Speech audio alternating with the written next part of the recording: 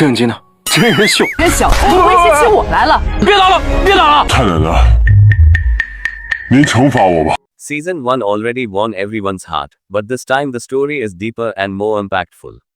If you enjoyed Season 1, you will definitely like this Season 2.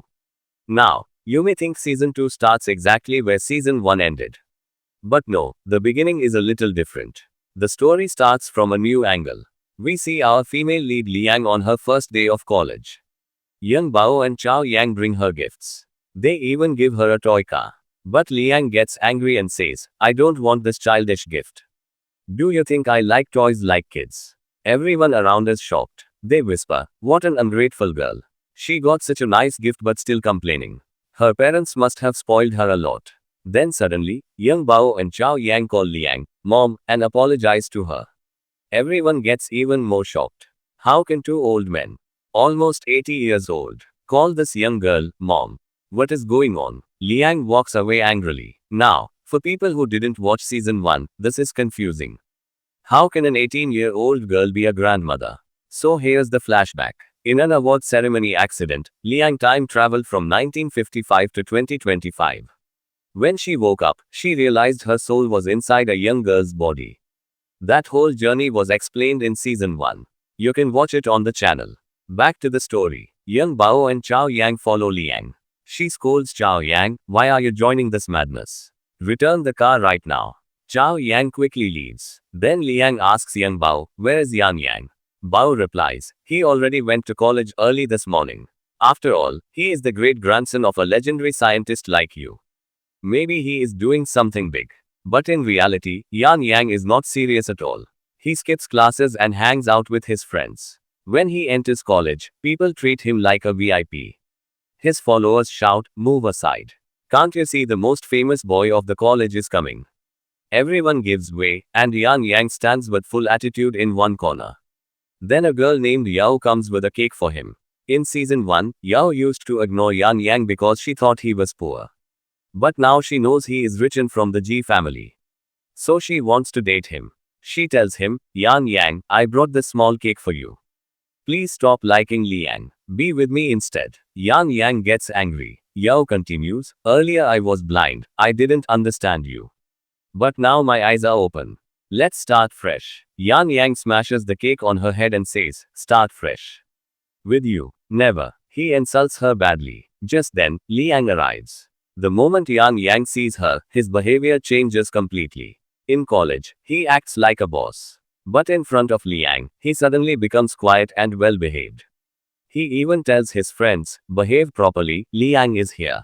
Yan Yang's friends tell him, pick up whatever you want, hammer, knife, anything, and attack her. He walks forward with full attitude. Yao sees this and feels happy. She thinks, great, they are going to fight. Maybe Liang and Yan Yang will break up. Then I'll get my chance. Liang is in big trouble now. But Yao doesn't know the truth. Yan Yang can never hurt Liang. Instead of fighting, Yan Yang opens an umbrella for her. His friend even cuts a watermelon for her. They treat Liang with full respect like a VIP. Yao is shocked. Then Yan Yang tells his friends, serve Liang properly. She is your big sister. He smiles at Liang, hoping she will be impressed. But Liang is not impressed at all. She grabs his ear and scolds him. Why are you doing the same nonsense again? Why don't you attend your classes? Why don't you focus on studying instead of showing off every day? Yang Yang cries in pain. Okay, I understand. Please let go of my ear, it hurts. But Liang keeps pulling. All the girls around are watching. They whisper, how is the school's most handsome boy behaving so sweetly with Liang? Are they secretly dating? Everyone is enjoying the scene, except Yao. She is burning with jealousy. She thinks, this VIP treatment should be mine, not Liang's. Then she gets an idea. She takes a pastry and moves towards Liang. Liang looks at her and remembers, this body actually belongs to her younger sister. In the past, that sister always treated her badly and looked down on her. Liang already knows she is planning something. As expected, Yao pretends to fall near Liang so the pastry will smash on Liang's face. But Liang catches her hand, pushes the pastry into Yao's own mouth, and says, you eat it yourself. Yao turns red with anger. She shouts, Liang, I won't spare you. But when she sees Liang's fierce, angry eyes, she immediately becomes quiet and scared. She thinks, whenever she looks at me like this, I lose all my courage. Yan Yang also gets angry at Yao. He warns her, this is my last warning. If you ever go near Liang again, I'll throw you out myself. Now get lost. Liang has to study. Yao yells back, stop pretending to be a topper. I checked the physics competition list this time. Liang's name isn't even there. Just then, Professor Shao arrives. Everyone starts whispering, look, Professor Shao is here. She's a legend in both maths and physics. I heard she came to find a special student. Yao becomes excited. She says proudly, I'm the first student in the whole city who registered for the physics competition.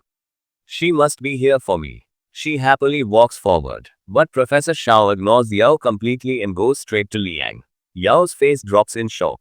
Professor Shao tells Liang, by taking responsibility for preparing the questions for this year's physics competition, you have helped me a lot. Liang replies politely, it's nothing.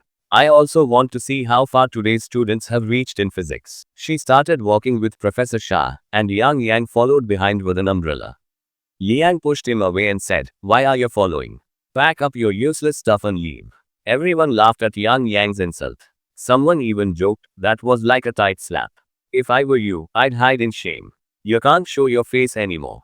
Just then, Yang got a call from his brother. His brother was coming back from overseas. Yang was overjoyed and rushed to pick him up. Yao, watching this, thought, if not Yang, then maybe his younger brother. He's even more successful, studied at a top overseas university. If I can be with him, I'll definitely defeat Liang. But will her dream come true? Meanwhile, Yang Bao and Chao Yang were waiting outside the National Physics Society to pick up Liang. When she arrived, Yang Bao said, Mom, you must be tired from preparing all those questions. Liang smiled and replied, working with numbers is never tiring for me. Chao Yang opened the car door for her, but just then, Liang noticed something. She pointed it out to Yang Bao. It was a cute street dog. Yang Bao instantly remembered his childhood dog, Pinacon, that Liang had once given him. He said emotionally, Mom, this looks exactly like Pinacon, but Pinacon died years ago. I want to take care of this dog. Liang softly replied, maybe it really is Pinacon, coming back to see you. But this time, you must take very good care of it. Can you do that? Yang Bao, with tears in his eyes, promised, I'll treat it like my own child. I'll keep it healthy and never let it leave me. Chao Yang, listening, teased, so this dog is even senior to me. Should I respect him too? Yang Bao answered, of course. This dog was in my life even before you were born. Yang Bao tried to pick up the dog, but Liang stopped him. You are older now. Your immunity is weak. Until the dog is treated, it's risky to touch it. She bent to lift the dog, but Chao Yang stepped forward. I'll carry it, Grandma. Your hands shouldn't get dirty. He carefully lifted the dog into his arms and sat in the car. At that moment, two girls passing by noticed him. Hey, isn't that the CEO of G Group? He's rescuing a stray dog. So caring. They snapped photos, posted them online, and within minutes, the pictures went viral. Everyone starts talking about G family's eldest son, Jian.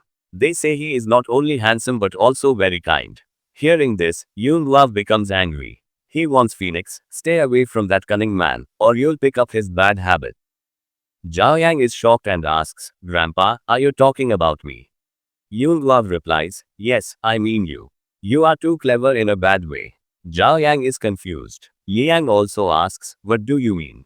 Yunhua explains, clearly, your great-grandmother saw Phoenix first. But on the internet hot search, whose name appeared? Yours. If you hadn't picked up that dog, today it would be your great-grandmother's name trending. You did this on purpose. Zhao Yang defends himself, I was just helping.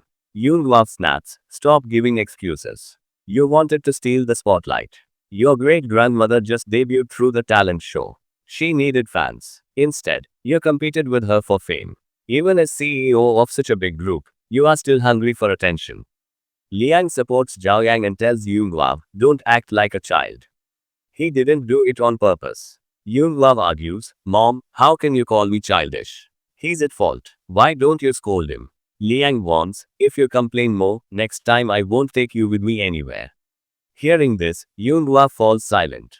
Zhao Yang laughs. Yunhua snaps, why are you laughing? Drive the car. Just then, Yang Yang calls and says, Grandpa, I brought brother home. Liang is excited. What? I have another grandson. They all reach home. Xiaoyi likes the dog a lot and plays with it. Suddenly, a snake appears. Liang sees it and wants her to stay still. The snake gets very close to Xiaoyi. She is terrified, because if she moves, the snake may bite. Before the snake can attack, a young man jumps in, quickly grabs the snake, ties it, and throws it into a sack. He saves Xiaoyi's life. He tells her gently, it's okay, don't be afraid. I'm here. Liang looks at him carefully. She is shocked because this man reminds her of her late husband. She wonders, could this really be him? Or someone related? Zhao Yang also arrives, and Xiaoyi runs to hug him tightly. He gets worried and scolds the staff for letting a snake into the house. He then takes Xiaoyi to the hospital for a checkup.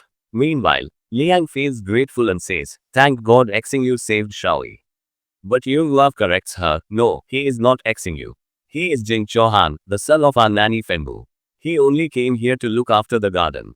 Liang is shocked. She thinks, so he's not part of the Ji family. Then why do I feel such a strong bond with him? Now the big question is he really Feng's son or part of the Ji family? That will be revealed later. Just then, Yang Yang comes in and says he has brought Xing home. Yang Bao and Liang go inside and see Xing showing off his fake graduation certificate. Xing proudly tells everyone, Grandpa, I lived up to your expectations. I even graduated from great-grandmother's college. Yang Bao gets very happy seeing the degree and starts scolding Yang Yang, saying, look at him, learn something from him. Then he praises Feng, you took care of Xing for so many years abroad. You did very well. But strangely, Feng Zhu seems too happy about Xing's success, which makes everyone suspicious. Liang quietly listens to all this. Yang Bao praises Xing again, you worked so hard. Xing arrogantly replies, hard work. For me, studies are very easy. Liang immediately catches the lie and says, of course you are not tired. This degree is fake. Yang Bao gets shocked. Xing gets angry and threatens Liang, who are you? Some new maid. If you talk too much, I'll make sure you can't show your face. Yang Yang signals him to stop and says, do you even know who you are talking to?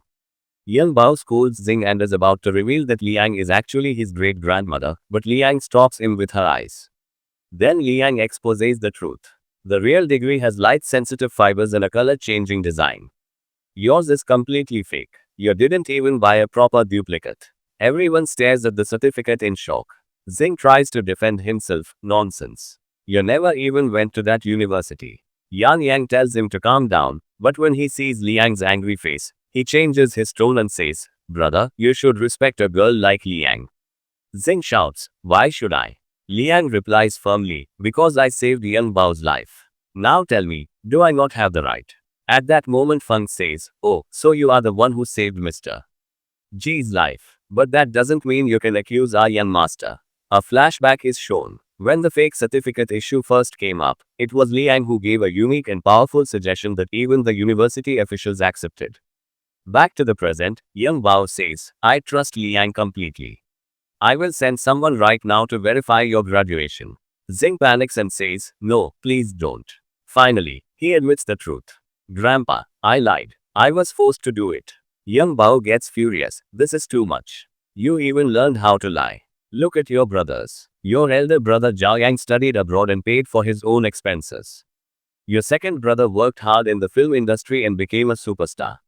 And the youngest one, don't even ask. Xing protests, Grandpa, don't say that. I also achieved a lot on my own. I was famous in school for years. I built my own world with my own hands. Hearing this, Yang Bao slaps him. Shame on you for saying that. Then he continues angrily. For 4 years you were abroad, and I kept sending you 2 to 3 lakhs every month. Yang Yang is shocked. What? 2 to 3 lakhs every month? I couldn't even get money for food here. Yang Bao shouts at him, stay out of this. Then he tells Xing, I thought you were young and didn't want you to suffer, so I kept sending money. And this is how you thank me. From today, you won't get a single penny. He raises his hand to hit Xing, and the scene ends here.